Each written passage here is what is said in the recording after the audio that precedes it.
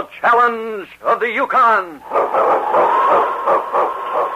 It's King, swiftest and strongest lead dog of the North Country, blazing the trail for Sergeant Preston of the Northwest Mounted Police in his relentless pursuit of lawbreakers. On King! On, you Huskies! Gold discovered in the Yukon. A stampede to the Klondike in the greedy race for riches. Now back to the days of the gold rush, when Sergeant Preston and his wonder dog King battled through storm and snow to preserve law and order as they met the Challenge of the Yukon.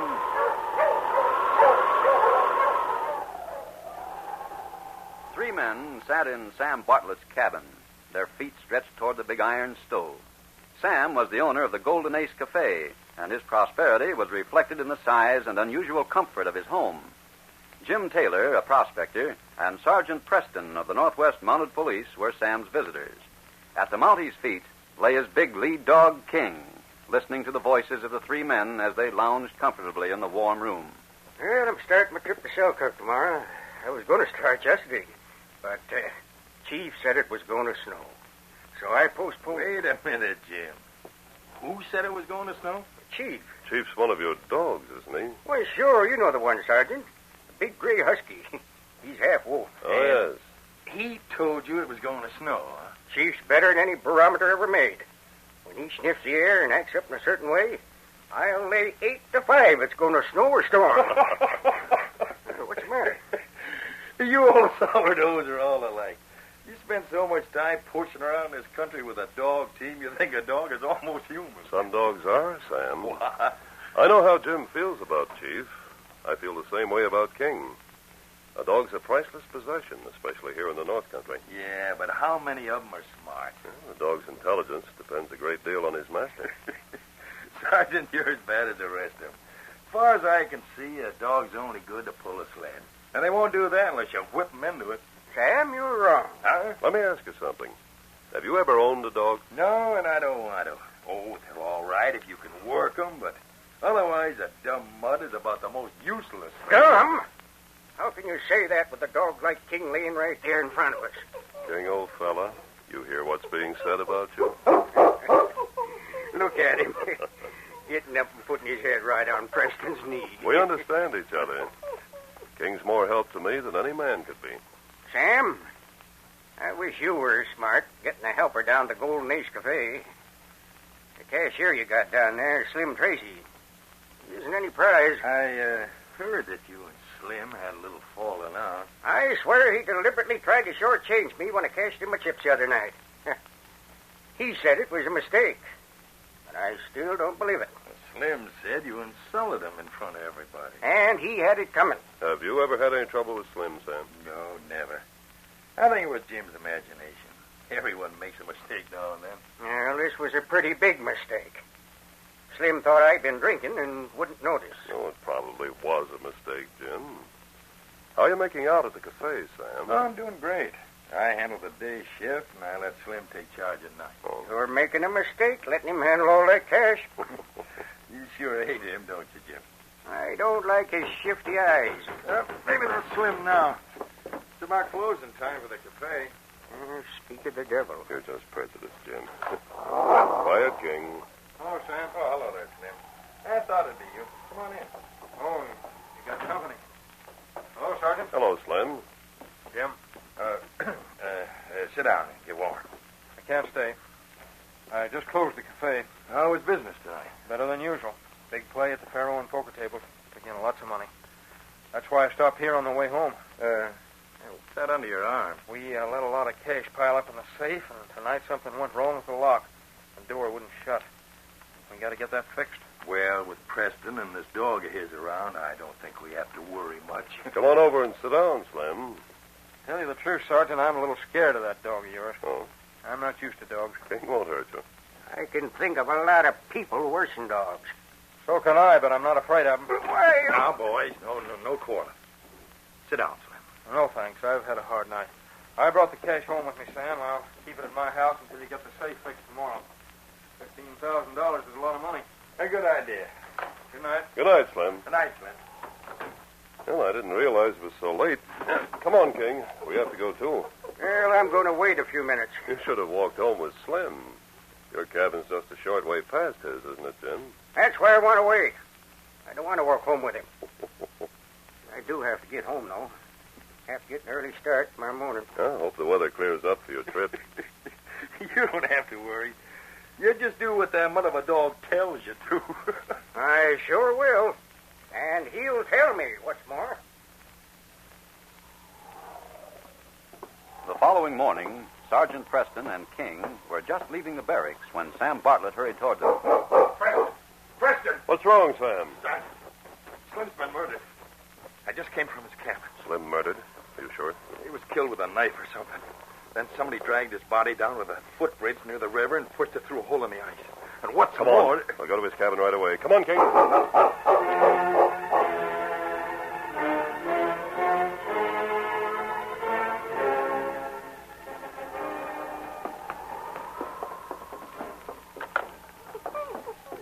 Just look at this cabin, Sergeant. Chairs and table tumbled over, broken lamp. Look at these bloodstains all over the floor. Slim must have put up quite a fight. It's easy to see what happened. Someone killed him and robbed him and then dragged his body down to the river. How about that money Slim brought from your cafe last night? That's gone. I looked for it. He was killed fighting for it. Certainly looks like it. Yeah, he'd have been killed for a lot less than $15,000. Let's follow this trail down the river. Come on, King.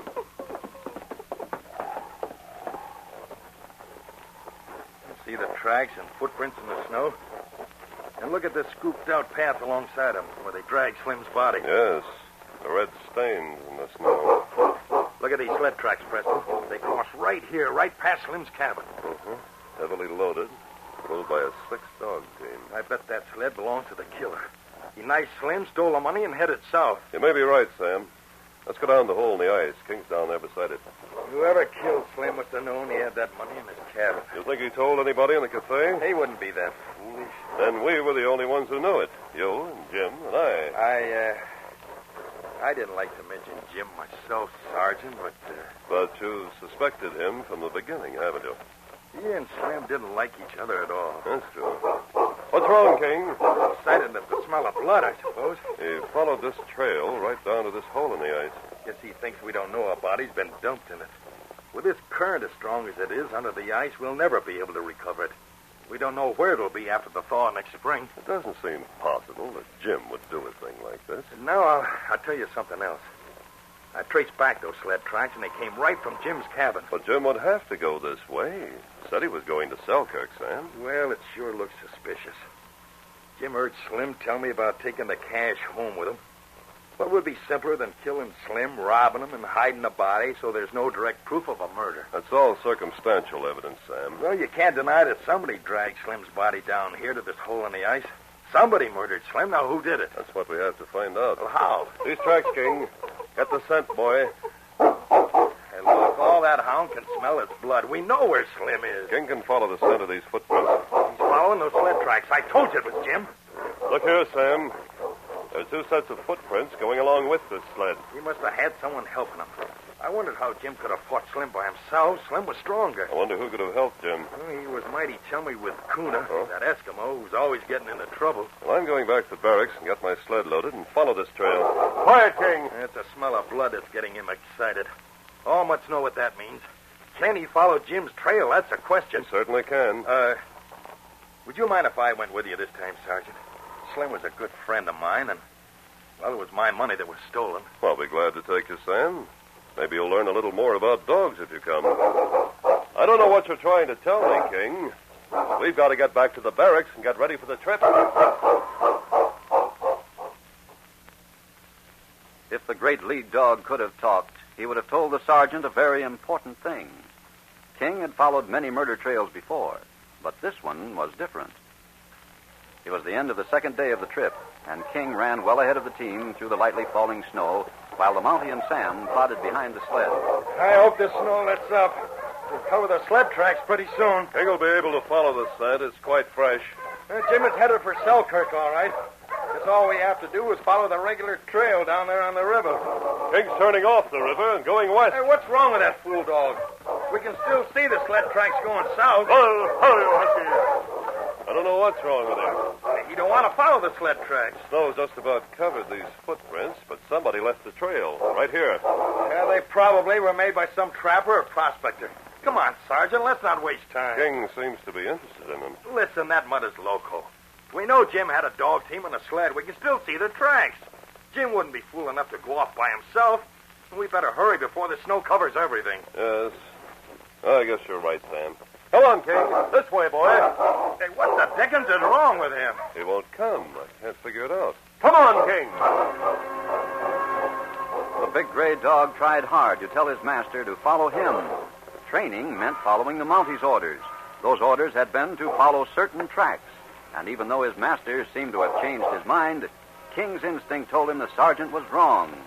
The great dog had been put on the scent of a certain man, and he knew that until that man was caught, his job was unfinished. He ran farther back on the bank of the creek, stood still, and barked. He seems determined that we go that way. What's the matter with that dumb mutt? Does he think we're playing a game with him? Go on and drag him back here.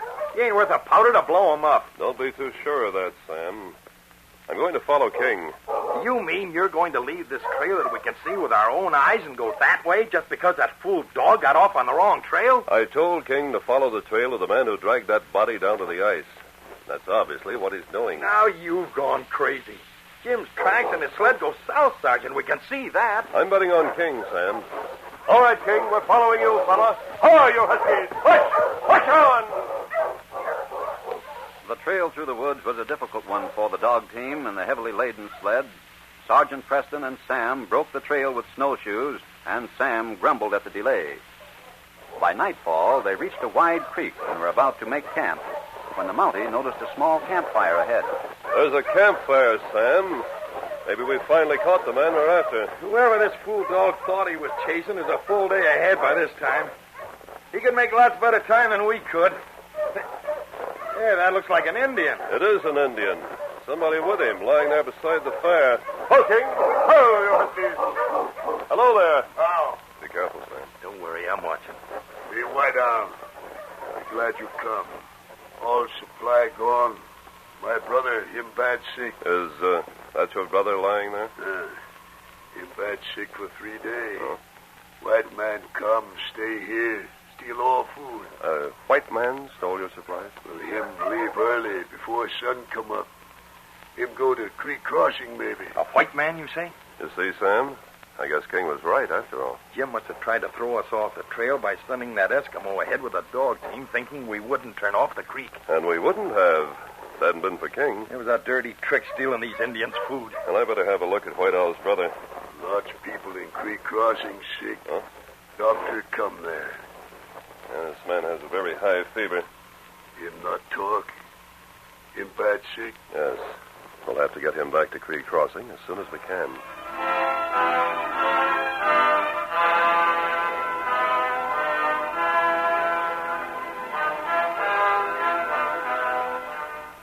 Darkness was falling the following day when Sergeant Preston halted the team to make camp.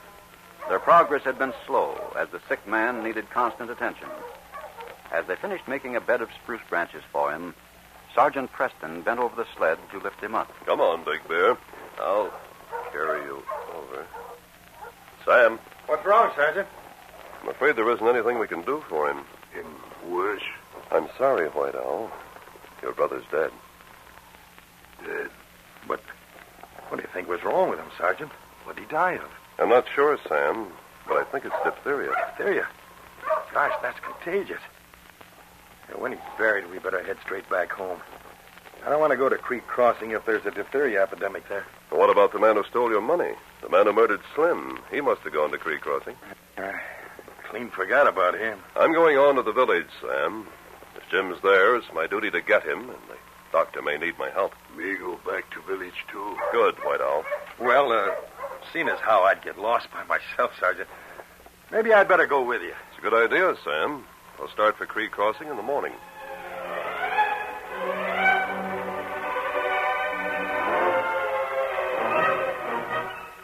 It was evening 2 days later when the Mountie, Sam, and White Owl entered the trading post at Creek Crossing. They were met at the door by a tired, haggard-looking man who introduced himself. I'm Dr. Pierre, Sergeant. Come in. We're on the trail of a criminal, Doctor. Have you seen a strange white man in the village? No, I haven't. If he came to the village, I'm afraid he wouldn't have stayed long. You see, we have an epidemic here. It's diphtheria. That's what I figured must have happened. White Owl's brother died of it on the trail. Many have died, and more are dying. The Indian village just beside the town is especially bad. I need help, Sergeant. Could you possibly give up your manhunt for a few days? Oh, now, Sergeant, if we let Jim get away, we'll never find him. I'm trying to get this store fixed up as a hospital and isolate the cases. But I can't do it alone. We'll stay and help you, Doctor. Human lives are more important than catching a criminal. Thank you. What can we do to help? We'll have to get as many of the sick people as possible moved here. If we can isolate the cases, we can keep it from spreading. There are dozens of sick people in the Indian village to the north. We'll have to bring them here to take care of them. Well, White Owl can drive a dog team. I'll let him use mine to bring the Indians in. Oh, that'll be a lifesaver, Sergeant. We'll get some of them in here tonight and the rest tomorrow. Now, why don't you try and get some sleep tonight, Doctor? I've had no sleep for the past 2 nights. If I could get a little rest. You're going to get it.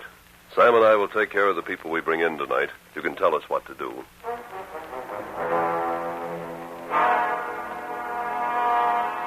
The following day was a busy one, bringing the sick people into the trading post. Sergeant Preston, Sam, and the doctor worked tirelessly. Night had fallen, and Sam and the Mountie were resting in the small back room when Dr. Pierce entered. You'd better sit down, Doctor. You look dead on your feet. Oh, it's hopeless, Sergeant. Too many people are sick. I'm running out of antitoxin. I had very little. Do you know where we can get more? The nearest place is Dawson. Dr. Carlson's there must have a lot of it, but it would take 3 days to get there. You mean you haven't any more of it? What I have, I'm saving for the children. I'll get some for you, Doctor. I have my dog team. That would take almost a week. By then, I don't know what will happen. Besides, I need you to help me take care of these people who are already sick. Too bad that dog of yours can't talk the way you claim he can, Preston. We could send him to Dawson. If King could go alone. Just tell him what you want. You claim he's almost human. It's hardly a time to joke, Sam. Sam's given me an idea, Doctor. What? That Indian White Owl can drive a dog team. Now, he could take mine. But it would take him so long to get there and back. But I've thought of a way to save time.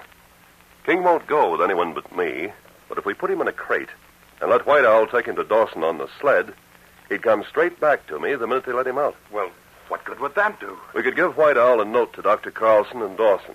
They could put the antitoxin in a saddle pack on King and let him go. King would be back here in half the time it would take a dog sled to get here. If we could get the antitoxin in 4 days instead of 6 or 8... It would save a lot of lives. It might be worth a trial. But you're not going to trust precious medicine to a dog. He might go chasing off after rabbits or something. Not King. He'd get back to me just as fast as he could. It's worth a trial, Sergeant. Then you could stay here and help me with the sick. I'll have to stay here, Doctor. That's the only way we can make King come back here alone in the fastest possible time.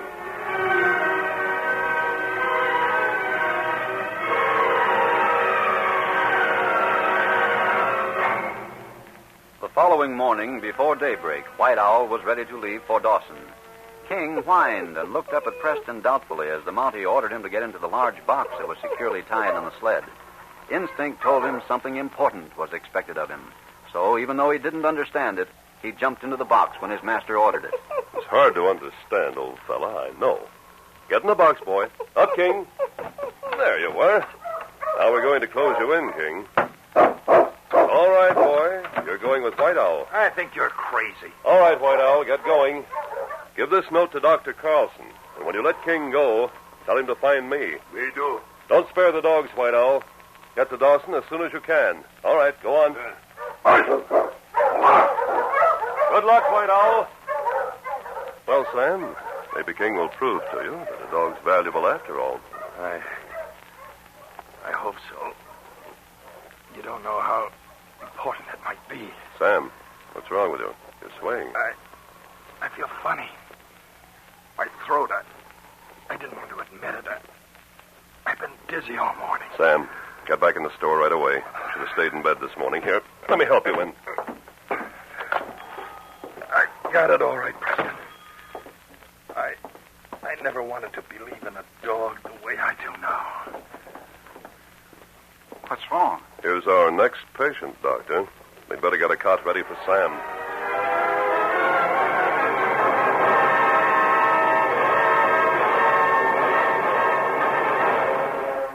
Dr. Carlson in Dawson City shook his head doubtfully as he read the note that White Owl had brought him. Then he looked gravely at the big gray dog locked securely in the crate that had been brought into his cabin. If it weren't Sergeant Preston and old dog Pierce who had sent this note, I'd think someone was either drunk or crazy, trusting a dog to carry antitoxin all by himself. I have hard time with dog. Him will want to get out all time. This antitoxin is precious stuff, and I hate to risk it. Sergeant Preston say dog get back quicker long. Yes, and time is precious, too, in a case like this. Maybe him go cross country where sled not go. Get there fast. Question is, will he do it? 9 dogs out of 10 would go chasing game or something and never get there. Him want go back to Monty. He's a wonderful dog. You want to go back to Preston, King? Him know what you say. He seems to, doesn't he? I'm going to take a chance on you, old fellow. Get him out of that crate, White Owl. Now get the antitoxin into that saddle pack. There's one thing about sending him out in this weather. The cold will preserve the antitoxin.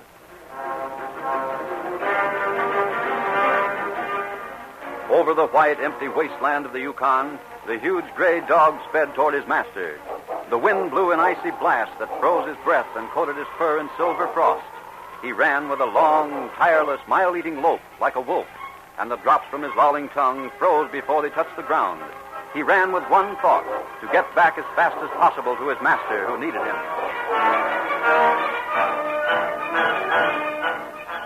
Hey, Pete, look. Look over there on that plain. Is that a dog?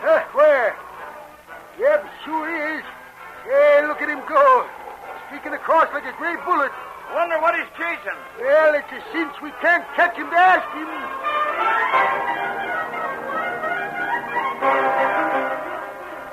Yeah, look. Is that a wolf lying there by the stream? It is. Wait, I will take shot at him. Ah, such a bad shot you are. There he goes, over the hill. Oh, that wolf, she was too far away for the hit. Ah, you are only good for scary. Sacre bleu, see how fast he run.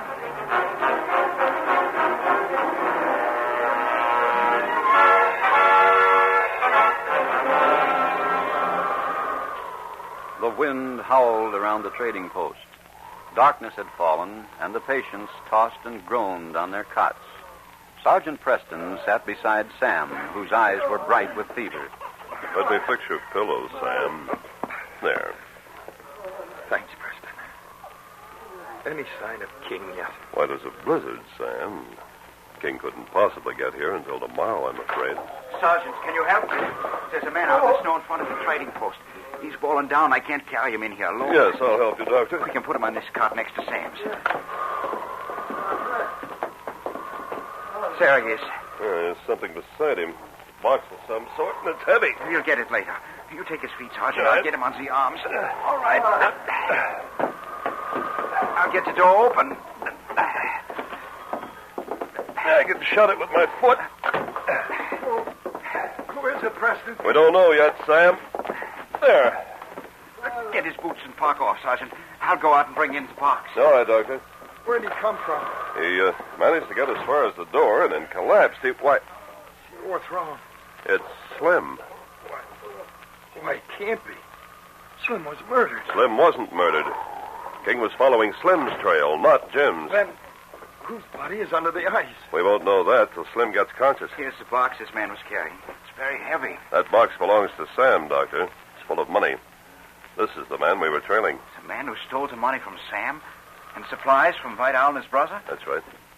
There you are, Sam. He must have caught diphtheria from White Owl's brother when they camped together that night. Just put it down beside the bed, Doc. I don't seem to care about it now. All I want is to have King get back. Oh, I think Slim's getting conscious, Doctor. He has a high fever. I doubt that he'll live until morning. Hand me that glass of brandy, Sergeant. Right. There you are. Where am I? Drink this, Slim.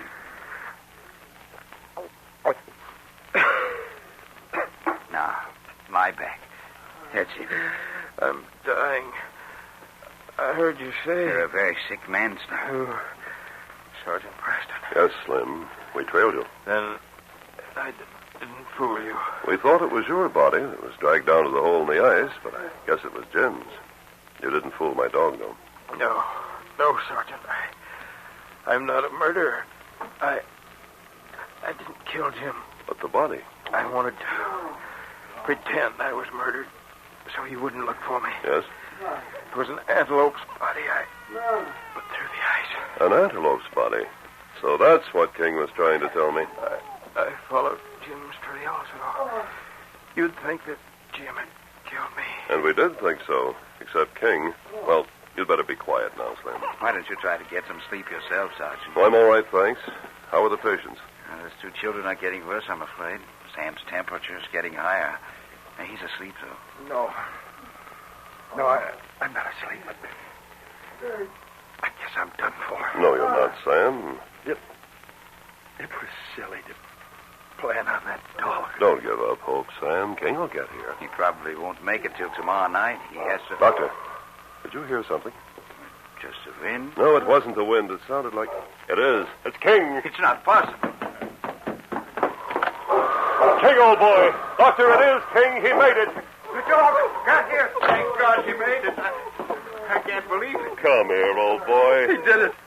He saved us. And the antitoxin's here in the saddlebag. Oh, King, old fellow, you all right? He's not exactly all right. His feet are cut. Look at the bloody tracks on the floor. And it looks as if somebody's creased him with a bullet. Someone probably thought he was a wolf. Is there enough antitoxin, Doctor? Enough to stop this epidemic. And I doubted King. He saved your life, Sam. And the lives of many others by getting it back here so fast. The town will always be grateful to that dog of yours, Preston. I'll get my hypodermic. Good boy, King, old fella. Preston, I'm sorry for everything. I heard what Slim told you. King was right from the first. Yes, he was, Sam. I guess I just never knew enough about dogs. Well, you will from now on, Sam. They're loyal friends, loyal and true. Aren't they, King?